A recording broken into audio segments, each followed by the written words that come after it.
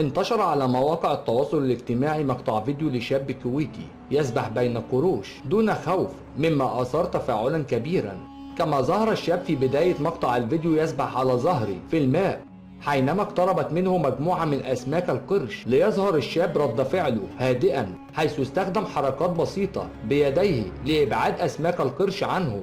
والحفاظ على مسافة آمنة، ثم صعد على الفور على مركبه. وتمت الإشارة إلى أنه تم التقاط مقطع الفيديو في جزيرة كبرى الكويتية، وتفاعل النشطاء على مواقع التواصل الاجتماعي، حيث تفاجأ البعض من رد فعل الشاب الهادئة وشجاعته،